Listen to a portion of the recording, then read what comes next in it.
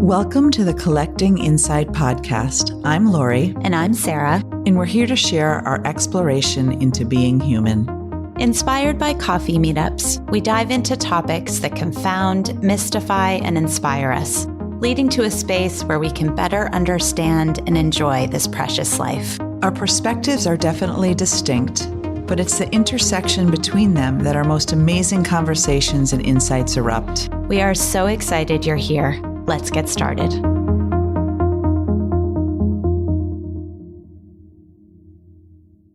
Hello, Lori. Hello, Sara. I'm so excited.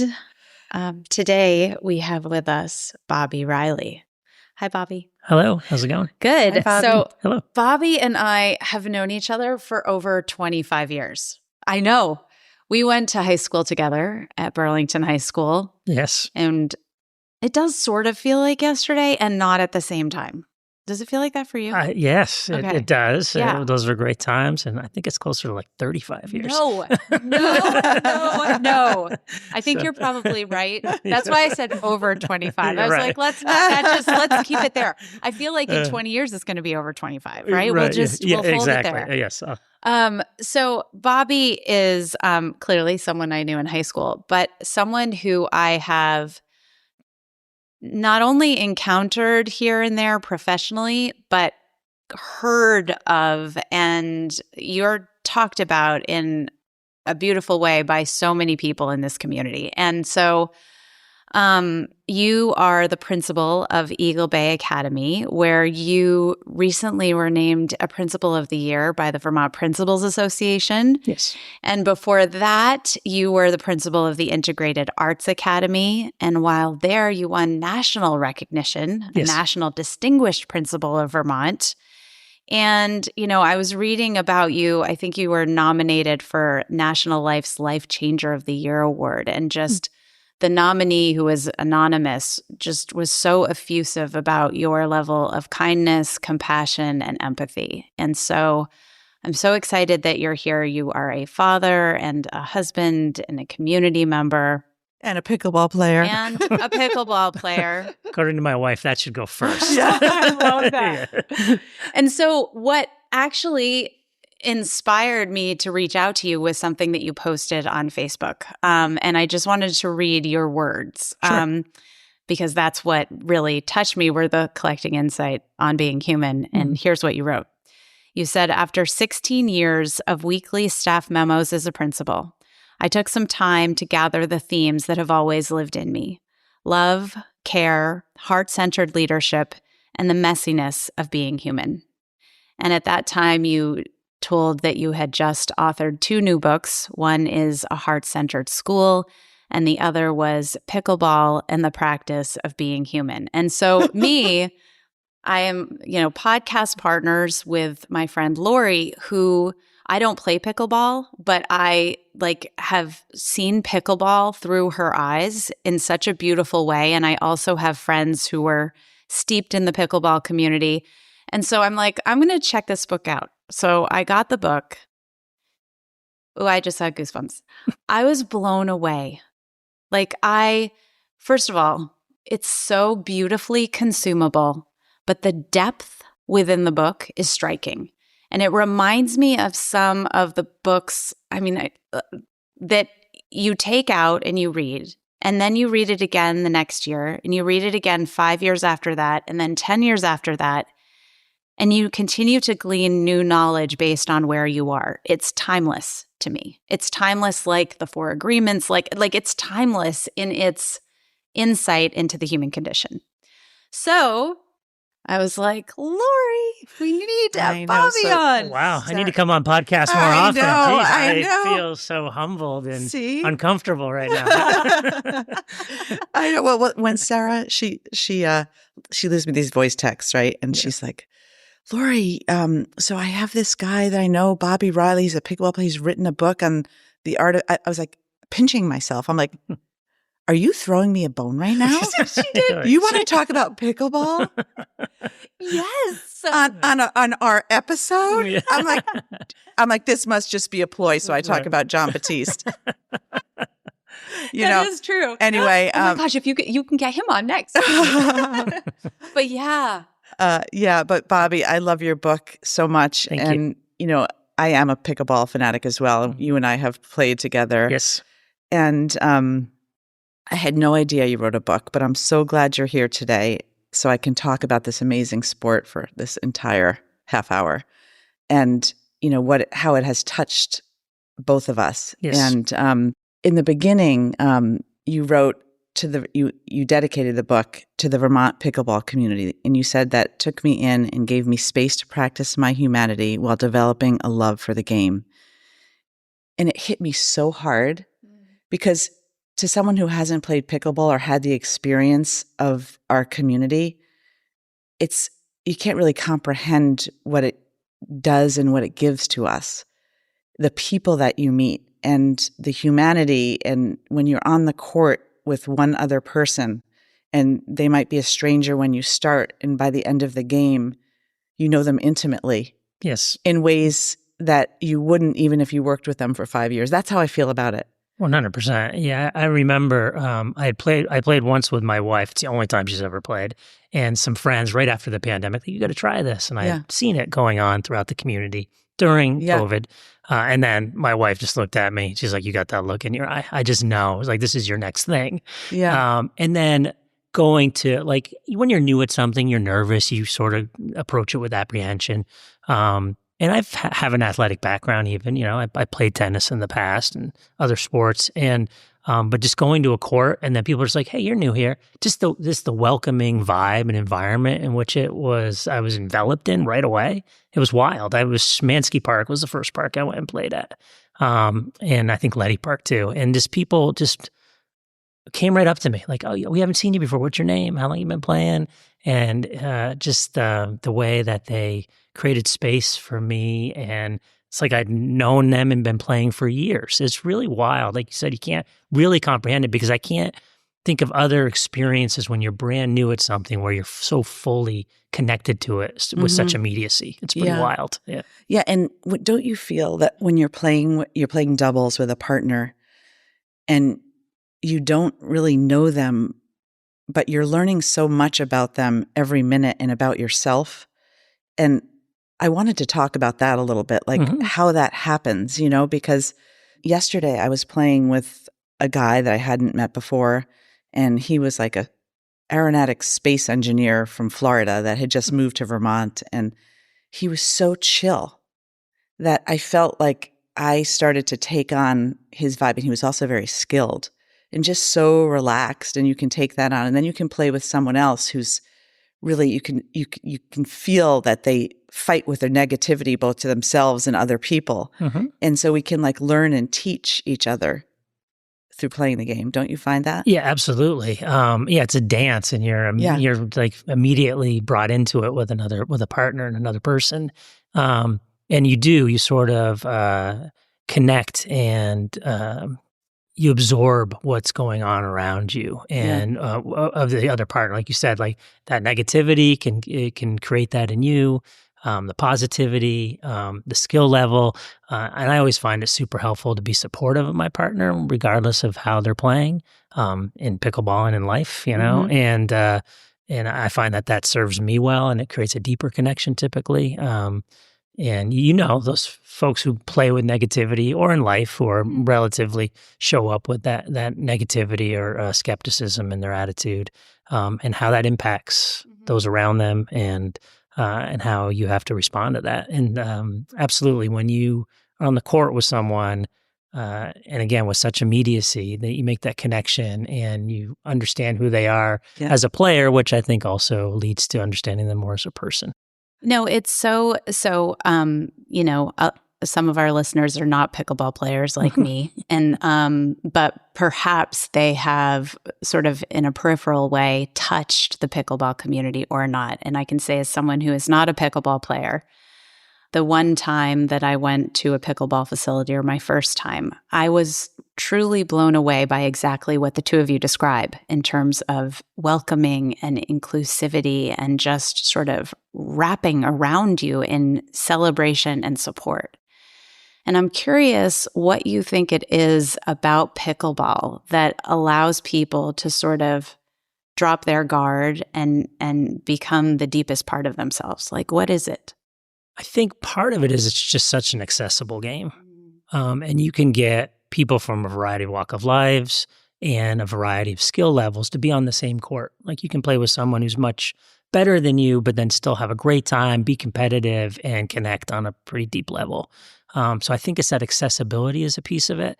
And because of that accessibility, it just develops community. And I don't know why though. Like, it's unprecedented in just the way that you are welcomed. Like I said, you could go to different types of activities, and I don't feel that welcome, especially if you're a novice and a beginner. Yeah. I never felt like that. People were very open with their suggestions and wanting to help and create that connection right away. It's pretty wild. I wish I could put a finger on it because it'd be so great to extend to other parts of life. Yeah. And it's the way that that community develops connection and the kindness is just apparent right away is pretty wild. I like Sara, accessibility leads to community. Yeah. Because I think that accessibility in the way that you just described it is, we can think about it in terms of even intergenerationality. It's how do we bring different skill levels, different expertise, different lived experience, and there isn't a hierarchy. There is, but you're fluid sort of in and out of all of those. And I think that sort of broader idea of accessibility is really important in creating community. Yeah. So I love that you said that. Yeah, absolutely. Yeah. Yeah. And I mean, to answer your question a little, to bring it to another level, don't you think, Bobby, that it's like something about the game is so visceral and it requires your entire presence so that it's hard to be thinking of other things when you're focused on that game for some reason. And I've played other sports. You can be riding a bike and your mind can be here or there, even, teaching a group fitness class. I'm trying to think of other things, playing spike ball, whatever. There's something different about the game where you're just so viscerally present that I think brings us and touches our humanity in a bit. And you touched on it. I want to read this. I was going to say, part I talk a lot about presence and so emotional chapter well-being. 3. May I read this? Please. Just a couple. Okay, so this is from Bobby's book, chapter 3. It's called Let It Bounce, Learning When to React and When to Wait. There's a phrase you'll hear in every beginner pickleball clinic, shouted by well-meaning retirees in matching visors. Bounce it. It's shouted with love, but also with the intensity of someone watching their dog eat a bee. Why? Because we're not very good at waiting. We see the ball coming, and our instinct is to pounce, to swing, to fix, to do. But sometimes in a pickleball and in life, the wisest move is to pause, let it bounce. There's an area on the court called the kitchen, which sounds charming, but in reality, it's a sacred zone of restraint. You can't hit the ball in the air while standing in it. It's the game's way of saying, calm down, Barbara, you're not a ninja.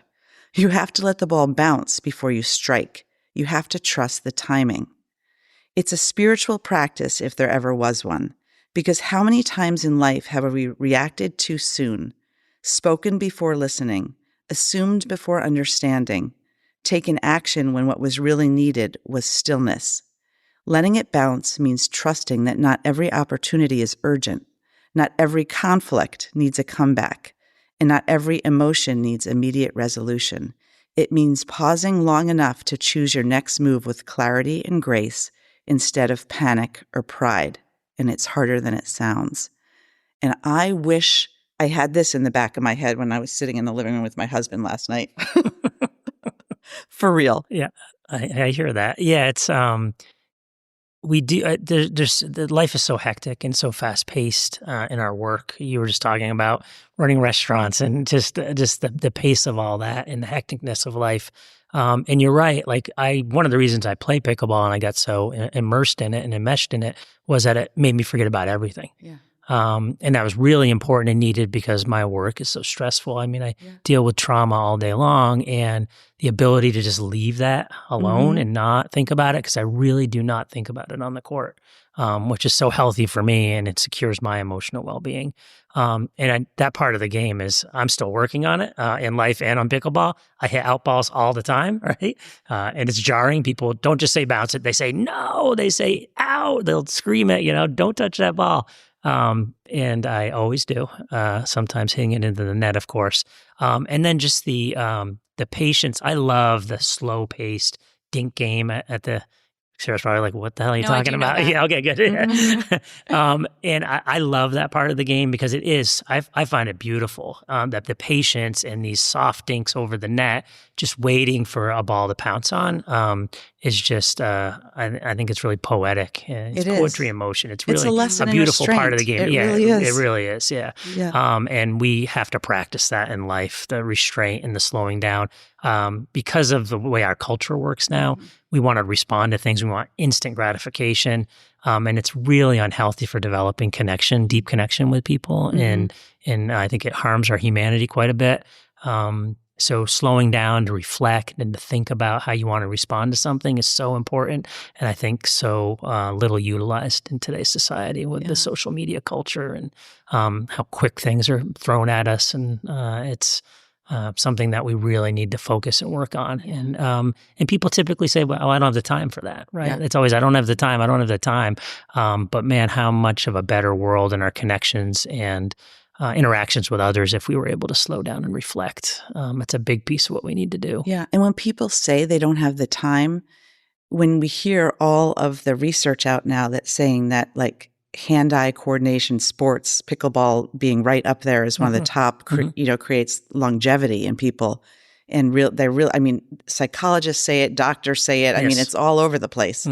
That it's just, if you take the time to play and move your body and connect with other people, it makes you live longer. Yes. They're really in the midst sports of or racket sports in particular. That's right. Yeah. And the other thing about the game that jumps to mind when you say about patience is that there's always a time to pounce. And that's the same thing in life. Like you can't always, dink and be patient. There's times when it's appropriate to smack the ball, Yes. So that, I think that's sort of the gift of what we learn from pickleball, that there's a time and place for everything, really. Yeah, and we noticed, like on the court, that when we do it too quickly and without that reflection and patience, that's when we make mistakes that could be harmful to others, right? And then I think we also lack the skill to repair that harm when we commit it often in life. And so people go around hurt and carry grudges and carry pain that is not easily, relinquished.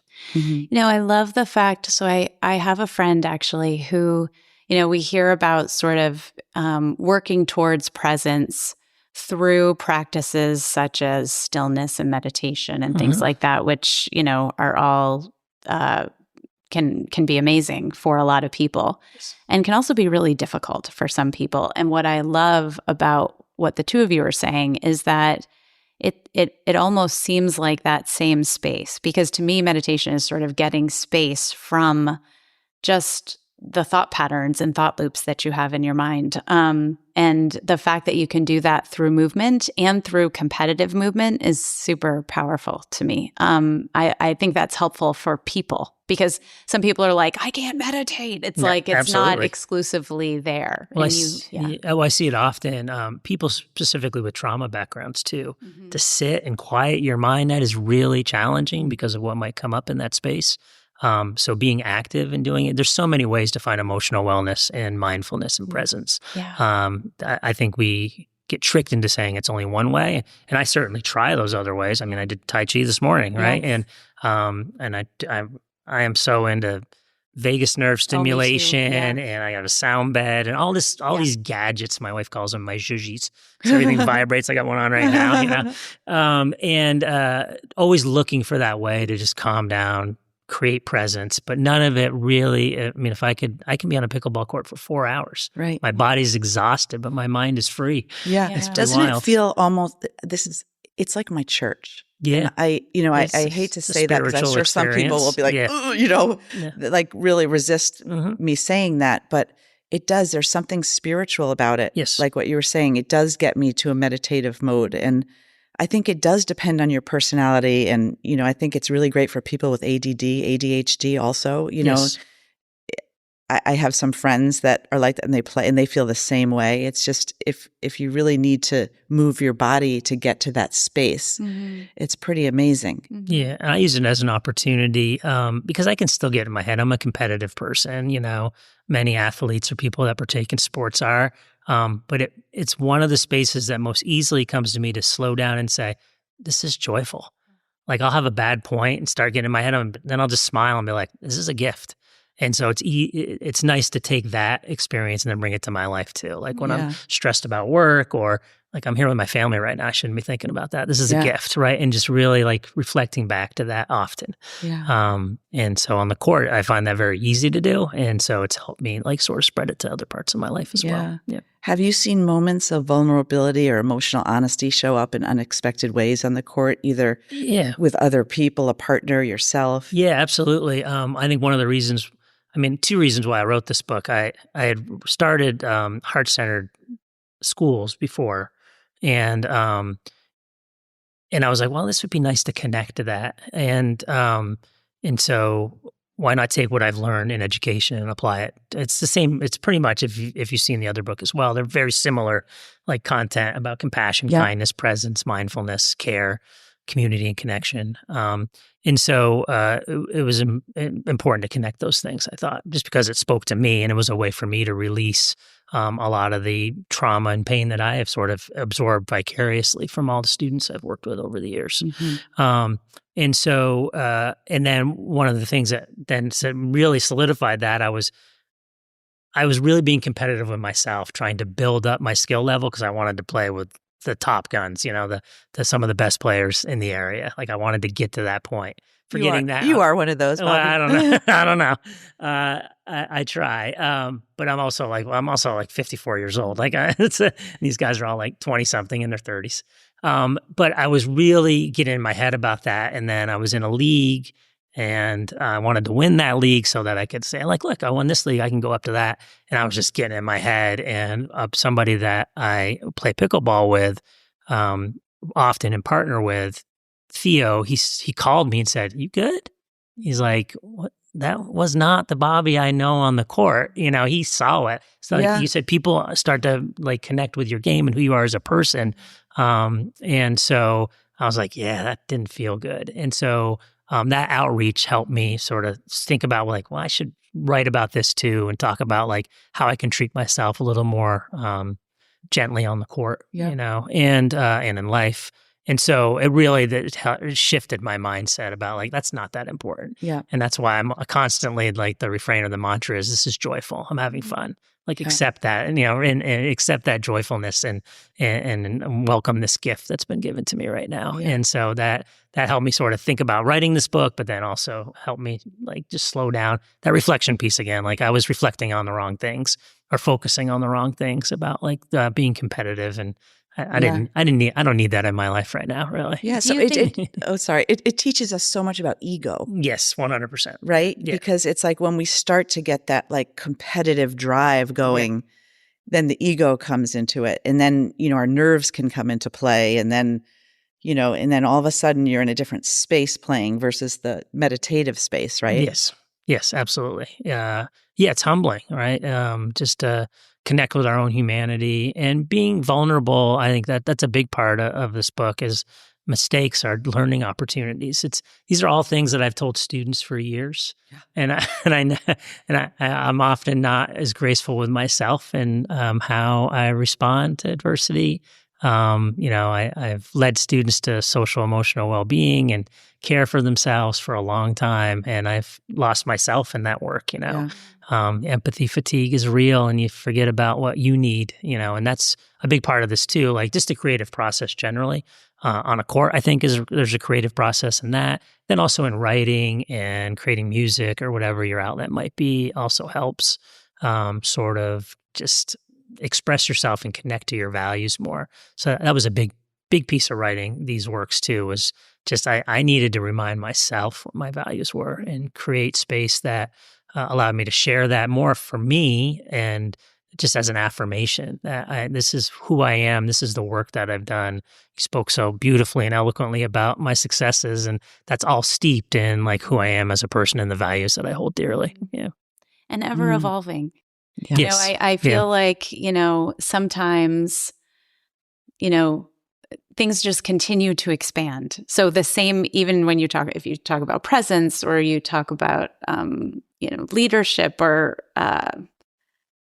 heart-centeredness, like all of that just continues to expand and look different sort of in every moment of our lives. And it's not that it wasn't a value 10 years ago, and it wasn't that it wasn't existing in our bodies, but it's just that it continues to evolve as we get older and have more life experience. Absolutely. And I'm wondering, so you talk about sort of showing up on a new court and feeling awkward and nervous and uncomfortable at first. And then I love this, even full of unspoken rules. And I'm just curious, as a principal, do you see sort of adolescents going through this same process for themselves? And what does that look like? Like, what are those parallels? Yes. Well, we know, if you can remember adolescence, it is a messy time in life. It's all about exploration. And I think it's really identifying those values. And it's especially challenging when maybe where you hold your values isn't your life experience. Like for the students that I work with so much, they have goodness and kindness and love in their heart. They just haven't always experienced it in their lives.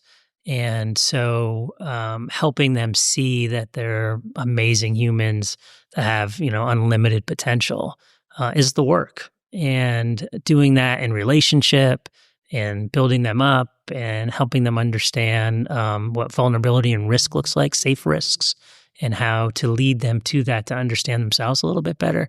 Because it's really hard for them to be mindful and present, and with just so much going on in their lives, it's hard. Like it's really about survival most of the time, and that is tiring for them. It's exhausting for me. For them, it's like just compounded. It's like the level of pain that they're in often. And that's such important life work. You being their mentor, and I know it takes a lot of personal energy to try to get another human being that's still growing up into themselves to see that the love in their heart that's innately there and how their experience has shifted that for them and that they can find it again. Yes. And we, I think pickleball and just my journey through education has led me to is how can we make schools a more joyful arena? How can we connect it to student interests and passions to create joy? And when we first started developing that model at Eagle Bay, students didn't buy it. They're like, that's not what school's for. That's you can't do that. And they're slowly starting to see like, no, we mean it. Like, you're interested in this, let's get you experiences and this opportunity. And school doesn't have to happen in a classroom, nor should it for these students in particular. I mean, they left the conventional environment for very specific reasons around their well-being and care that just wasn't being met in the conventional and traditional classrooms. And so when I took over the schools, it was 2 separate alternative schools. It essentially just replicated the high school at a smaller level. And I said, that's not what these students need. You know, they need something deeper. Yeah, we try to take a square peg and put it in a round hole so many times with education. Yes. And I wish we could just reevaluate the whole entire system, really. Tell me about it. You know? Yes. It's like, and we're you know, it's like, why does everyone have to learn anthropology in college? Why does everyone have to study this? Why do we even have to go to college? Some people shouldn't even go to college. It's wild. Yeah. That's a whole conversation in itself. It is. Yeah. I'd love to come back and talk about that. But it's really just about systems that don't support. And there's laws in Vermont, Act 77, flexible pathways law, that allow us to do school differently and be proficiency based. Yet the systems in many school districts don't allow for that to happen in real, authentic ways. You know, it's unfortunate because the law is there, and that's just something that we're fighting for every day to make sure that we can create that flexibility for our students. And we've got a beautiful campus now, which is a huge part of it. So no pickleball court, unfortunately. Although we have talked about, I've got 4 paddles in my office. Well, you might need to make a makeshift one in the parking lot. Absolutely. It wouldn't take too much. Yes. Well, I love the idea of joy, because it's clear that you both found joy on the pickleball court and that you're trying to infuse it in education. And really, as I think about workplace, business, I'm sort of like all of those spaces can afford to have a bit more joy in them, because they have to. I think we take stuff too seriously. And it's not to say that the work is not serious. Just recently at one of our cabinet retreats, I was like, we received some bad news that someone in the district had passed. And towards the end of the day, I said, let's just remember this feeling. We feel horrible right now. And this work is not that serious. How do we instill more joy and connection and not get just sort of mixed up in the slog and the complexity of it all? Because it is complex and it is serious, and I don't want to diminish that at all. But life is too, and like, when does it feel best? Yeah. When it's joyful and connected and we're being authentic in those connections. So it's, if work could feel like pickleball, I'd probably work till I was 80. Right. Yeah. I think it can. If we approach it the right way. Yeah. In Bobby's epilogue, Sara, I wanted to read this because this is the beginning, the middle, the whole thing touched me. And it like, Sara, when you told me about reading the book, Sarah's like, I read it in 30 minutes. It was so good. It's more like a pamphlet. No, it's so great. But this is the epilogue, and I wanted to read this too because it's just, I can't reiterate it unless I read it directly. Sure. You wrote, and maybe, just maybe, you will realize this was never really about pickleball. It was about presence. It was about people. It was about joy, even in the unlikeliest of places. The court teaches us to show up fully, to care deeply, to try to fail, learn, and try again. It teaches us to move through the world with compassion for others, yes, but also for ourselves. And that's no small thing, Bobby. It's no small thing at all. And I'm an empath. It's just like the way I operate through the world. And it's hard being an empath. It's painful. I'm in therapy about all that stuff. It's like important to I'm doing my reflection work now. I'd led people for years into that realm. Like, go to therapy, do this. It's really healthy for you. Yeah. But it's important to reflect on that and how those interactions can impact us. And I think when we go to school to help others as a counselor, as an educator, they don't really teach you about protecting your own boundaries. And I had that experience as well too, Bobby, in a way that was really took me years to get back to myself because I didn't have boundaries. I was just giving all of myself. I was like, I am going to help this person. And if I can't, I've failed. And the pain that you can take on with that, there's nothing, it haunted it. I was haunted by it for years. And somehow now I've learned myself. And I think one of the things we can do, even as an educator, just teaching younger generations about that. We can teach that in the classroom, even in high school, right? Just protecting our own boundaries. No, this is my life. This is your life. I can help you, but I can't fix you. Right. Yeah. We don't put enough focus on social emotional well-being and wellness into the curriculum. I've always thought that we should actually use it as a metric for success. We're reading and math, and we assess those things. I think if you assessed what the social emotional well-being of each of those students who took those tests, there'd be a direct correlation on how well they do on them. And then just, expressing empathy. And so many of the students that I work with have challenges accepting empathy. It's just not something they're used to. It's uncomfortable. It creates a vulnerability in relationship that's very challenging. Yeah. And it's weird how pickleball just sort of, you can be empathetic and connect really quickly in that partnership you were talking about earlier. And it's how can we transition those kinds of experiences into more challenging things like schools? Because I think we could learn a lot from making. You know what we should do maybe? You know what schools should do? Is they should have pickleball courts at lunch, have everyone play, and then have talk sessions after. Yeah. What does that feel like? Because it's all, it almost just, removes you from all of your guard. Yes, you know, it really does. Yeah, you're so connected to the game that you ultimately connect to those around you as well. So we've done a little bit. I've taught a little bit at the school, not a ton. I don't have a lot of time for it, but I'd like to do more of it. Or bring someone in. Do you know Corey Gottfried? Oh, of course I know Corey. So I He's got a good him friend. connected. I was going to do a clinic, and then I couldn't do it because something came up, but Corey came in and did it. Yeah. Amazing. The kids had a great time. Wow, that's awesome. wonderful. And then you could sing really to them cool. and, you know. Absolutely.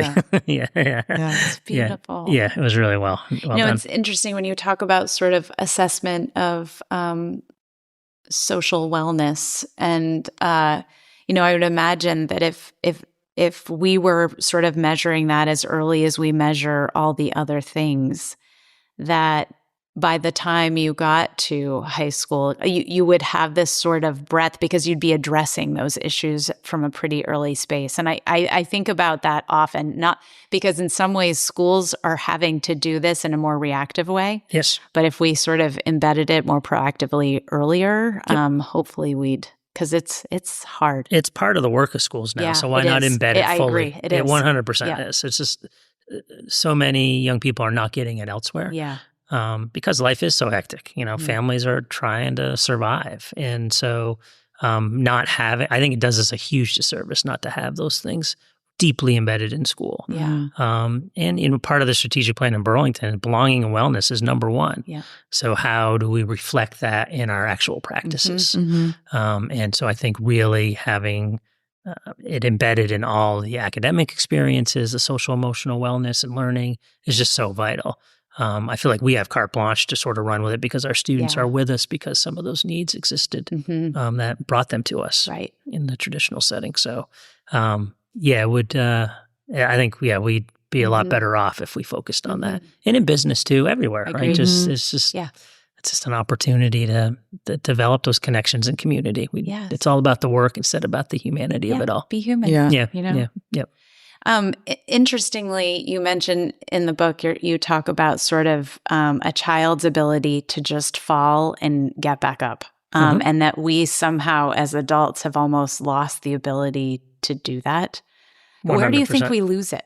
I think it happens around middle school for most people. And I've had the experience of obviously working in elementary school and students. I ran an art school and they came in and they were just innately artistic. Like what kindergartner doesn't love to color and paint and pretend and all these things, right? So where does that go, right? And where it goes is I think the intense focus on academic work, which we were so blessed to not get rid of play at IAA, the Integrated Arts Academy, because we embedded artistic experiences and play and curiosity and creativity in all the experiences throughout the curriculum. I think it changed those students. My youngest was able to go to that school, and it was I could see it. Like it's pretty amazing. I think even just through osmosis, my two older kids are artists too, and I think it was because of like my just vibe around all that. Like it created a really unique experience, a beautiful experience. And then I think once we start getting into middle school, the focus on academics is increased, and there's less. I think you get more holding environment in elementary school. You're with your teachers for the day and you're just connected to them. It's a small community. Again, it's about community and connection and relationship, the things we're talking about in pickleball and in life, right? And that, not to say that doesn't exist in middle schools, because the work they're doing in middle schools is tremendously hard and they're wonderful educators and humans. However, the focus on now you're becoming an adult and we need to focus on these academics to set you up for life. From my perspective, I think the emotional intelligence and skills that we could embed in learning experiences would better serve students. I always go back to my own story. I was not a great student. You might have remembered seeing me down at the keg parties at Letty Park, running the show. I think I was there too. Yeah, you are. I was running the keg, and school wasn't serious. I didn't have a background. We were lower middle class, sometimes in poverty, and no talk about college in my house. But I had loving parents. They're beautiful human beings. My mom and dad are amazing. Hi, Mom and Dad. Bob and Gail Riley, 60 years married. They're amazing people. But they just gave me love and guidance and told me that I was a good person and embedded these skills in me. So because I had those skills, I could get my shit together, and I figured out what I wanted to do and ended up going to college and figuring out how I wanted to spend my life. But so many students don't have that sounds guidance. So much better to me than what we do nowadays. Yes. Work. Yes. You know? Yeah. I mean, if you just are honing like one trade or one skill or just working all the time, it just creates depression eventually. You have to have outlets, you know? Yes. And you have to have love in your life. Yes, you do. And just that unadulterated, all acceptance love. Absolutely. Yeah. Love and joy. It makes the world go round, or it could. I don't think it does enough. Yeah. And kids these days, like, they can't go to keg parties and just without their phone. They can't, I mean, they're not even allowed to. No. And they're not allowed to interact that way. I think there was, I mean, obviously not the drinking, but like the beauty in just being able to leave your house and your parents don't know where you are and you're learning how to grow and be an adult at your own pace without someone telling you how to be all the time.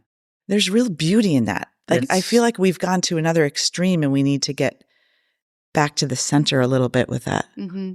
I know, as happens in generations, I think, because our generation was probably the opposite extreme. So then we just need to calibrate. Right. I always wonder like what our kids will do with their kids. I mean, I just have so much hope that it's not going to be so extreme as like maybe, you know, you don't want to walk out the door for 12 hours, not know where your kid is. Okay. Maybe that was extreme. Right. We all turned out okay. I think so. Yeah. I think we're, you know, but the other extreme where parents were just knowing everything our kids are doing every minute, that's hard. Yeah, it's like everything else, finding a balance. Yeah, right? Yeah, and it's all about trust too. Like, you know, from my perspective of my children, and even my students, is like you have trust immediately with me. Like, and if that trust is broken, then there's harm there, and we need to talk about how to repair that and what that looks like moving forward. But I think innately people want to do well. Yeah. And so if we give them an opportunity and we let them know that we believe in them, then they'll usually make the right decision.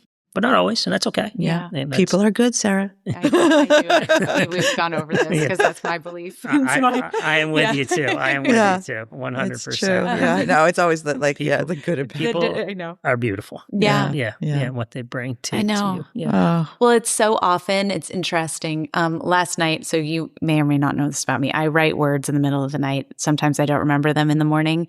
And last night's had to do with the choices that we make, that the choices that we made yesterday were with yesterday's perspective, and that the shame that we've carried along the way all of the years really has a uselessness to it almost, because we did the best we could when we had that perspective. Right. And you know, and for someone like me who sort of carried my own shame through years and years and years and years, it's like, oh my gosh, just let it go. And it's so beautiful, I think, the intention and understanding that you're leading these students with, because it allows them to sort of, you know, set some of that baggage aside so that they can really thrive and live a fulfilling life. It's really beautiful. And forgiveness is a powerful tool for ourselves. And it's hard. Yeah. I think it's harder to do for ourselves, but just generally, like seeking forgiveness or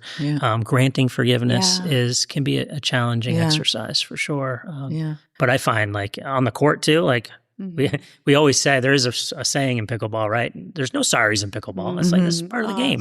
Yeah. It's really nice. It is nice. But people are very accepting of that vulnerability. And we laugh about it often. I can't count. I played yesterday and I can't count how many times I hit the ball in the net. And I was like, oh, sorry. Jeez, it's all good.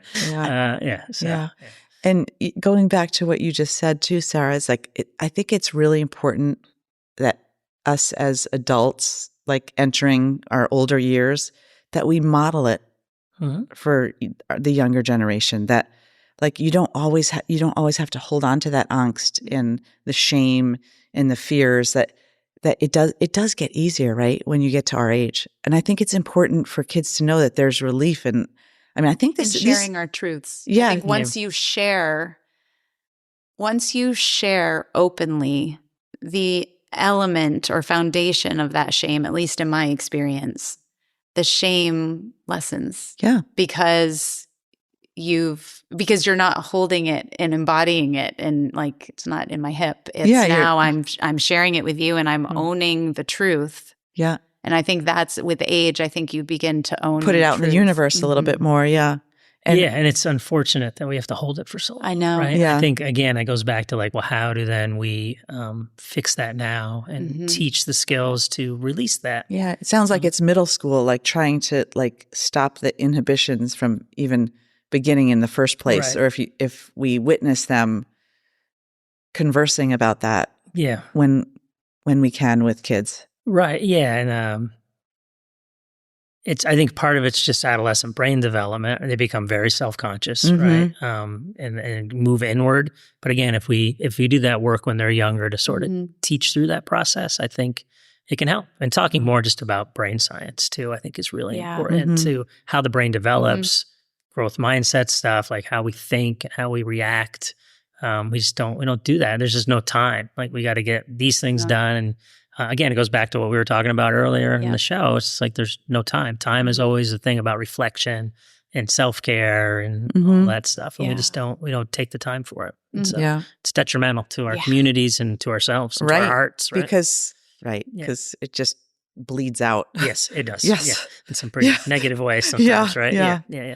Well, I feel like we could talk to you for 20 hours, and so we would love to have you back. I want to take us to the beginning of your book, because I just have a question about where you find the courage to do what you've just done with these books. And so I don't know, maybe page 6 or page 7 at the beginning of the book, you said, "This book began as a joke." "I should write about how pickleball's like therapy," I said once between rallies. "But the more I played and the more I listened, the more I realized this is therapy. This is spiritual practice." You've told us about why it's all of those things. So where did you find the courage to go one step further and actually author a book about this? Yeah, I think I needed it. I needed it. Like I had said in that Facebook post that I had struggled personally and professionally for a couple of years. I had met burnout, and it was impacting my life pretty dramatically. And so to reconnect with my values, and affirm those things about me that I knew, but I just wasn't feeling. And I was able to still give it to others. Like, that's just my work. And I think that's embedded in what I do every day, but I wasn't giving it to myself, and I'm still struggling with it. Like, I'm not taking the care of myself that I need to. And so it was healing. It was an opportunity to heal and feel better about what I've been going through, and what I need to do to feel better and feel more emotionally connected to who I am as a person. And so so that was it. And the risk of sharing it with others, like, I don't think it's going to be a bestseller. I think I said in my thing, they're perfectly imperfect, but it was, again, just refreshing and rejuvenating to just share it and say, and practice that vulnerability. I think we don't do that often enough either. Like, being vulnerable, and saying, I've made a lot of mistakes. I don't feel great about myself right now, and that's okay. And I'm trying to do better. And I want you to know that about me. So when you connect with me, you know what I'm going through. And I think that develops deeper connections when you do that.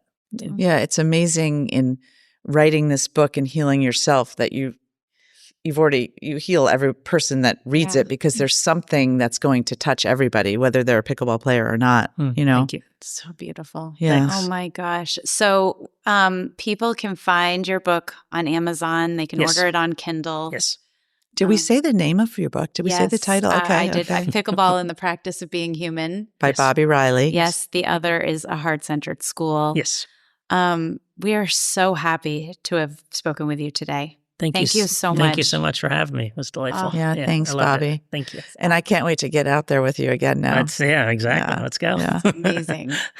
All right. Well, huge thank you to our listeners for joining us. Lori, thank you so much as always. Yeah. Thank you, Sara, for this one especially. It's amazing. I know. That was a great phone call to get. It was. Well, thank you all so much for being with us, and we will see you again next time. Bye-bye. Have a great day.